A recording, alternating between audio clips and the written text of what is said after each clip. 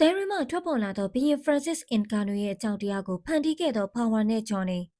UFC Heavyweight လောကမှာသူ့နာမည်ကိုကြားရုံနဲ့ပြိုင်ဘက်တွေဒူးထိပ်သွားရတဲ့ fighter တစ်ယောက်ရှိပါတယ်။သူ့ရဲ့လက်သီးအားဟာကမ္ဘာအင်အားကြီးဆုံးလို့သတ်မှတ်ခံထားရပြီးသူ့ရဲ့ life story ကမဖြစ်နိုင်တာမရှိဘူးဆိုတာကိုသက်သေပြခဲ့သူပါ။သူကတော့ The Predator Francis Ngannou ပါပဲ။ Ngannou ဟာဘလို့လူမသိသူမသိအာဖရိကရွာလေးကနေ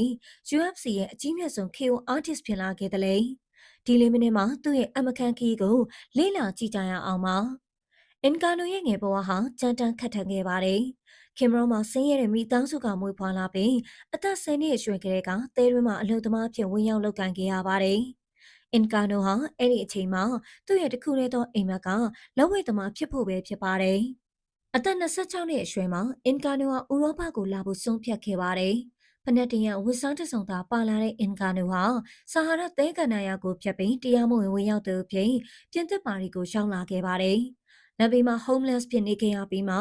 MMA ချင်းတစ်ခုကိုတွေ့ခဲ့ပါတယ်။အဲဒီမှာ MMA trainer တို့ကသူ့ရဲ့တဘာဝ talent ကိုတွေ့ရှိခဲ့ပြီး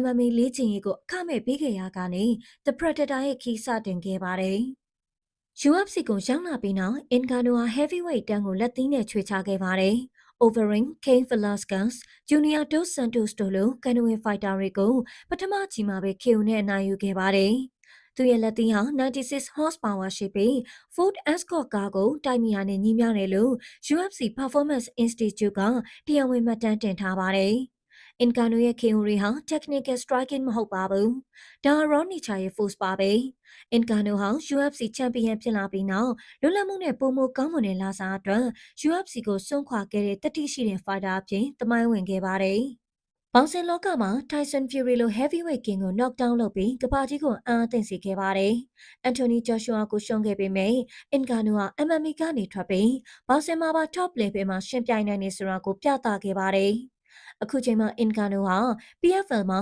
MMA ကိုပြန်ထိုးဖို့ပြင်ဆင်နေချိန်မှာ